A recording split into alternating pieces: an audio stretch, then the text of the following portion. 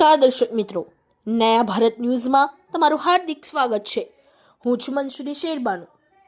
ન્યાય મંદિર વિસ્તારમાં દબાણો અને આડેધડ પાર્કિંગના કારણે લોકોને હાલાકી। નક્કર કામગીરીના આભારે દબાણો અને સમસ્યા યથાવત। ટ્રાફિક વિભાગ, પોલીસ અને હફતાખોર તંત્રની દબાણ શાખાની ટીમ પહોંચી ન્યાય મંદિર વિસ્તારમાં। ડીસીપી ઝોન 3 અભિષેક ગુપ્તા હાજર। ગેરકાયદેસર લારી ગલ્લા અને આડેધડ પાર્ક કરાયેલા વાહનો જપ્ત। દબાણકર્તાઓમાં નાસભાગ। ડીસીપી અભિષેક ગુપ્તાએ માહિતી આપી। રસાલા સાથે દબાણ શાખા પહોંચતા વેપારીઓ સાવચેત। ટપોટપ દબાણો સમેટાયા। મંગળ બજારમાં માત્ર ગેરકાયદેસર શેડ દૂર કરાતા ભારે આશ્ચર્ય। મદન છાપાના સાયકલ બજારના દબાણોનું હપ્તાખોર તંત્રની કાયમી નિરાકરણ કરી શક્યું ન હોવાની ચર્ચા। તંત્રની નીતિ સામે રોષ। Bureau report Rafiqbhai Sheikh.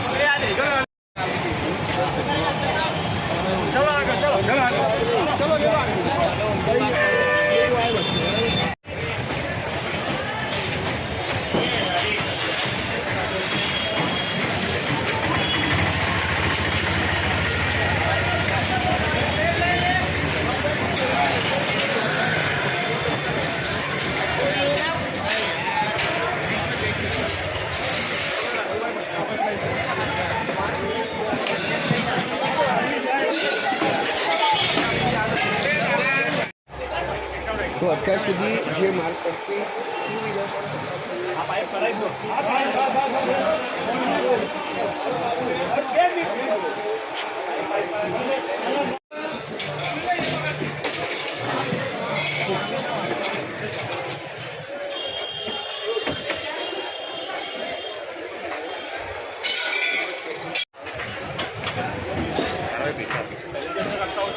Live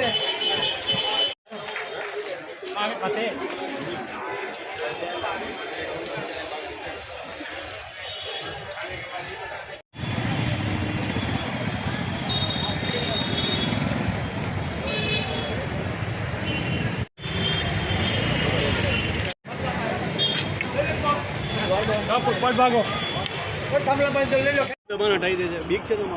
ના, મારી કોઈ એવી બીક જ નથી। મારી બીક હોય તો કોઈ લગાવે જ નહીં ને, પણ એ લોકોને ધંધાગરી કરવા માટે લગાવે છે। તો એનું મારું નહીં જોવાનું, એ પબ્લિકને જોવાનું, એ મારે નહીં જોવાનું।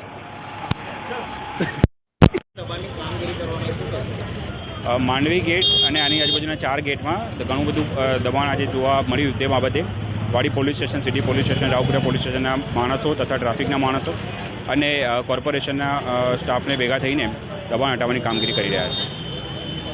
કઈથી કઈ સુધીનું દબાણ હટાવવામાં આવશે? માંડવી ગેટથી શરૂ કરીને લહેરીપુરા ગેટ સુધી આવ્યા અને ત્યાંથી પછી લહેરીપુરા ચોકીથી દૂધવાળા મહોલ્લા થઈને ફરી પાછા માંડવી ગેટ તરફ અમે પ્રયાણ કરી રહ્યા છીએ. અને આગળની ગાડીઓ પર દબાણને હટાવવામાં આવશે? હા, જ્યાં પાર્કિંગ નથી અને નો પાર્કિંગ ઝોનમાં જે ગાડીઓ મૂકવામાં આવી છે તેના પર કાનૂની કાર્યવાહી કરવામાં આવશે. इस वीडियो को लाइक करें, हमारे चैनल को सब्सक्राइब कर बेल आइकन जरूर प्रेस करें